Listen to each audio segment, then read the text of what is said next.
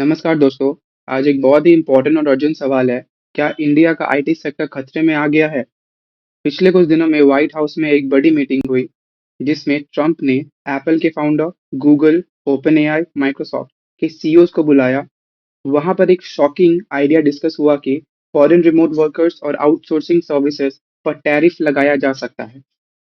मतलब Indian IT companies जो US clients के लिए रिमोट काम करती है, उनके कॉन्ट्रैक्ट पर टैक्स लग सकता है। ये बात न्यूज में वायरल हो गई और आईटी इंडस्ट्री के अंदर टेंशन क्रिएट हो गया।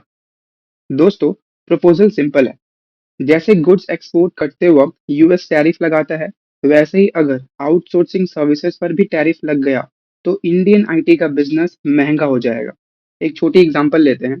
मान लो एक यूएस कंपनी इंडिया को $1000 का प्रोजेक्ट देती है।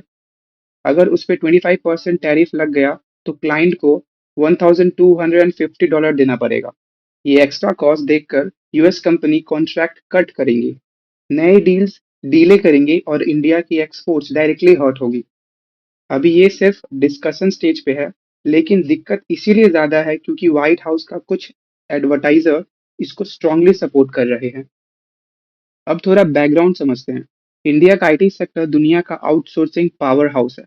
इंडस्ट्री का साइज लगभग 200 से लेकर 280 बिलियन तक एस्टिमेट किया जाता है।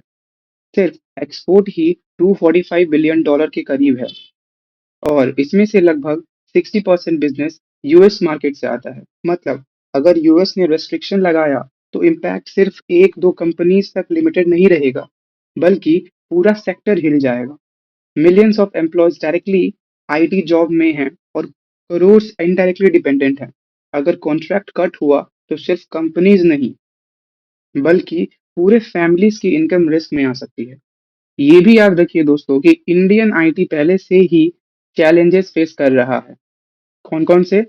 AI automation, H1B visa rules, और यूएस ने ऑलरेडी इंडिया के कुछ गुड्स पर हेवी टैरिफ लगाया है, कई केसेस में 15% तक।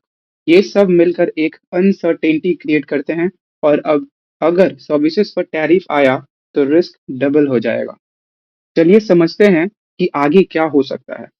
सबसे पहला, ये सिर्फ एक पॉलिटिकल बात रहे, प्रपोजल आए लेकिन इम्प्लीमेंट ना हो।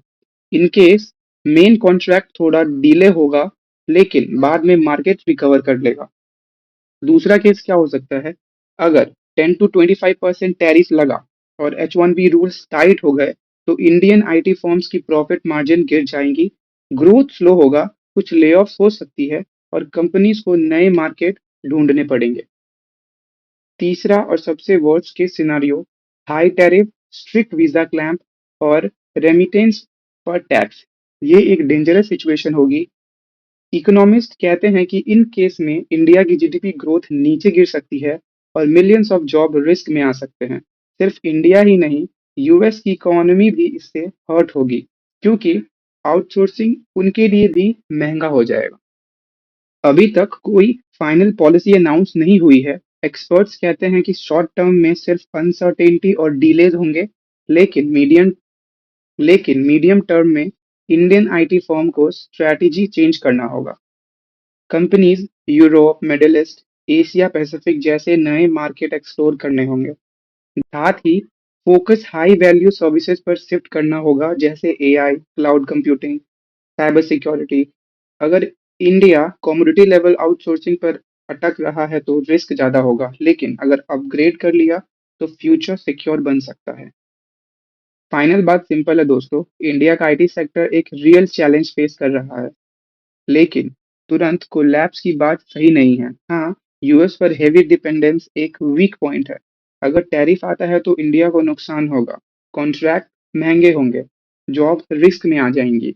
लेकिन याद रखिए, यूएस को भी बड़ा लॉस होगा क्योंकि आउटसोर्सिंग के बिना उनकी कंपनीज का कॉस्ट बहुत ज्यादा बढ़ जाएगा। और सच ये है कि दुनिया में अभी कोई भी कंट्रीज इंडिया के आईटी स्केल और टैलेंट को रिप्लेस नहीं कर सकती। इसलिए विन विन सिचुएशन तभी पॉसिबल है जब दोनों तरफ से कोऑपरेशन और समझदारी बनी रहे।